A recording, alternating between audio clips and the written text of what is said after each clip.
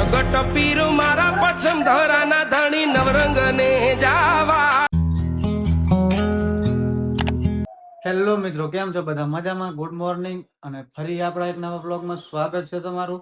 જય માતાજી અને ગુડ મોર્નિંગ. આપણે મસ્ત મજાની સવાર પડી ગઈ છે ને એની સાથે આપણે નાહી લીધું છે.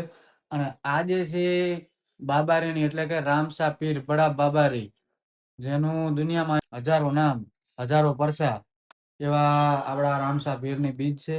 તો આજે રામાપીરના બીજના દર્શન કરવા જવાના છે આપણે મંદિરે મસ્ત મજાના. અને આજનો બ્લોગ આપણે કરીએ છીએ શરૂ. વિડીયો ગમે તો લાઈક કરી દેજો, ચેનલ પર નવા હોય તો સબસ્ક્રાઇબ કરી દેજો.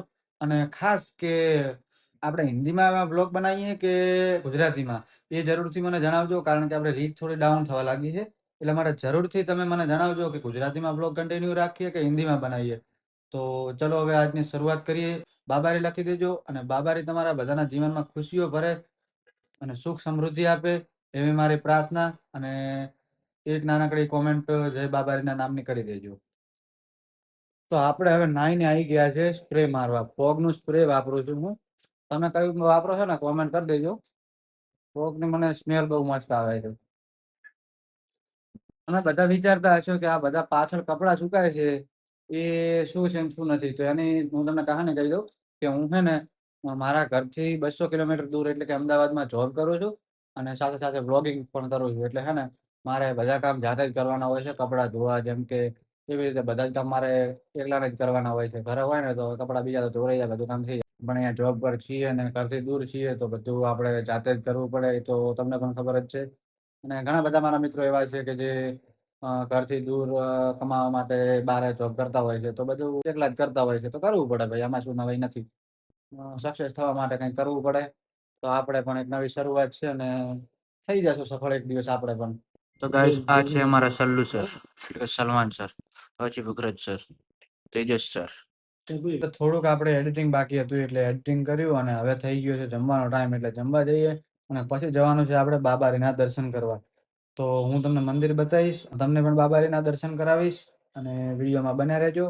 તો હવે આપણે જઈએ જમવા. ચલો તો ભાઈ, મસ્ત મજાનું જમી લીધું અને હવે ઉતરી રહ્યા છે આપણે સીડી. હું મેન ખાસ તો ભાઈ કે હે ને સીડીઓ ઉતરવી બહુ કાઠું પડે છે. પણ હે ને એક તો જમ્યા પછી સીડીઓ ઉતરીએ ને તો ખાવા બીજું હજમ થઈ જાય, એટલે કે પાચન થઈ જાય તો મજા આવે. તો હવે ફટાફટ જઈએ હોસ્પિટલ ને ભાઈબંધને મૂકીએ હવે જમવા માટે. ગાઈસ, મસ્ત મજાનું ઓપરેશન કરીને બેઠા હા. અને અમારા આજના સર્જન હતા તિશિત પુખરાજ પુરોહિત. મજા આવી ગઈ ને? આ ભાઈના કોઈ કપડા ફેંકી દીધા એટલે નીકળી ગયા છે અમે. અને હવે જઈએ છે બાબારીના દર્શન કરવા માટે. અમારે છે ને સલમાન ભાઈ ડ્રાઈવર છે આજે બાઇક ના આપણે. તો બસ રસ્તામાં જઈ રહ્યા હા. અને હવે મળીએ તમને સીધા બાબારીના દરબારમાં.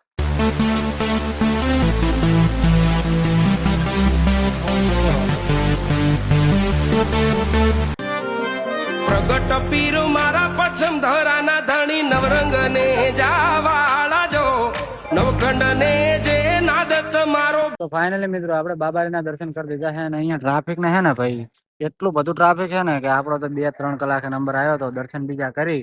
અને હવે બાઇક લઈને નીકળી ગયા છે ને બાબારીના દર્શન તમે કરી લીધા ને તો કોમેન્ટ કરી દેજો. તો મસ્ત મજાનું જમી અને આવી ગયા છે પાછા આપણે રૂમ ઉપર. આજનો વ્લોગ ગમે હોય તો લાઈક કરી દેજો, ચેનલ પર નવા હોય તો સબસ્ક્રાઇબ કરી દેજો. અને મળીએ આપણે એક નવા વ્લોગ સાથે. ત્યાં સુધી બધાને જય માતાજી. અને હે ને મારો ભાઈબંધ હતા રમેરો હે ગેમ, બરોબર. તો ભાઈ બસ મળીએ એક નવા બ્લોગ સાથે. ત્યાં સુધી બધાને જય માતાજી. સબસ્ક્રાઇબ કરતા જાજો.